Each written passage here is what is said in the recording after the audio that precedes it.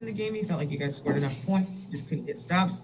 How much is like a balance on credit to Memphis for hitting shots, and then on the fact that maybe you guys could have did things differently?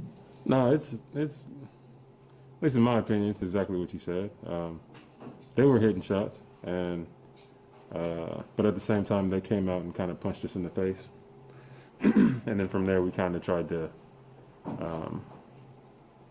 hit them back, and they already had it rolling. So I think defensively we kind of need to be more aggressive. We need to step up in that aspect. But credit to them, they did hit some shots, and even when we started making runs, they would always stop our momentum, and it was usually because they executed well and were hitting shots. How deflating is that when you're trying to come back and you're almost over the hump, right? You see that single digit deficit and then they come down and hit a big shot. What is that like? I guess for me, it's not really deflating. It's kind of like a tease. Like we that close. Like we're almost there. So I feel like I just try to keep on going. At some point, we're gonna hit them and they're gonna break. Tonight they didn't, but that's just kind of the mentality that I have. Eric Name. When you get asked to go that far under on a point guard, like to start a game, how do you feel like that affects kind of like the team's defensive intensity?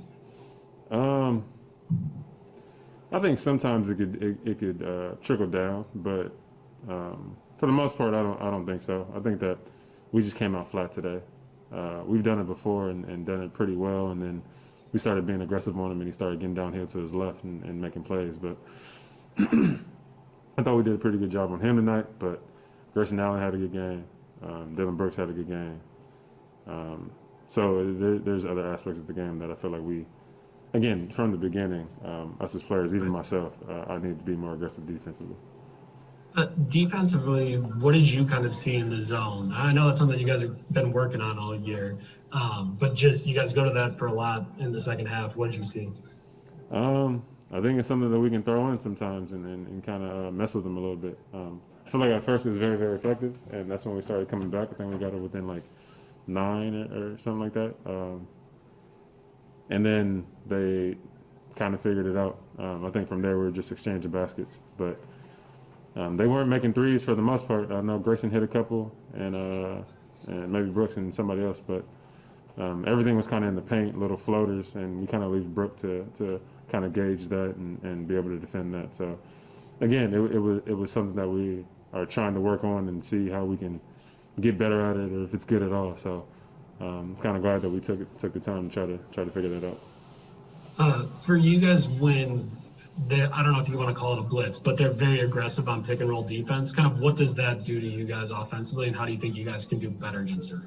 You don't see it that much anymore with the hedge, but there are definitely ways to break it.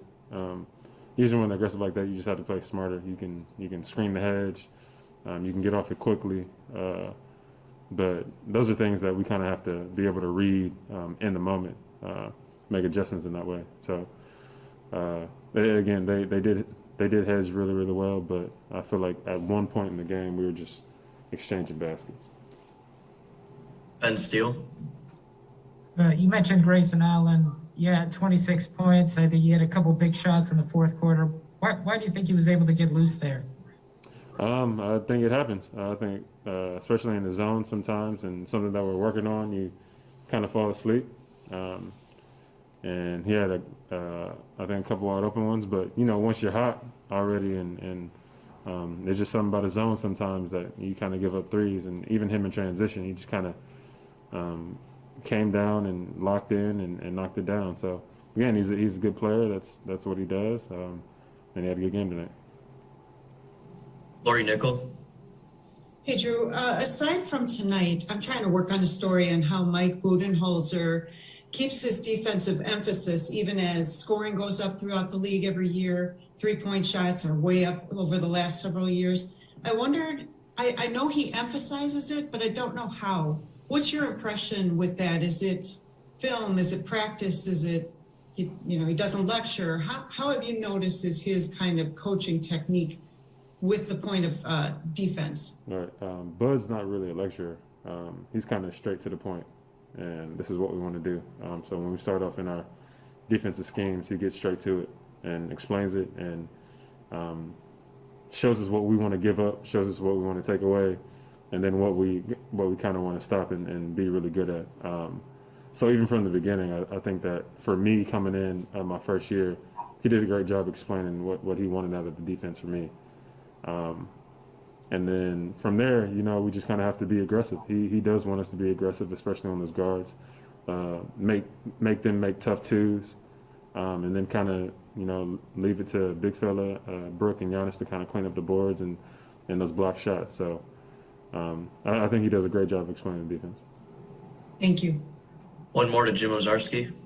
Jrue, actually wanted to follow up on something you mentioned after last game. You talked about Brooks' defense. It kind of slid in there. He's maybe a little underappreciated, underrated on offense. I know tonight he hit 4 threes, but since the second the break, it's really been in the paint.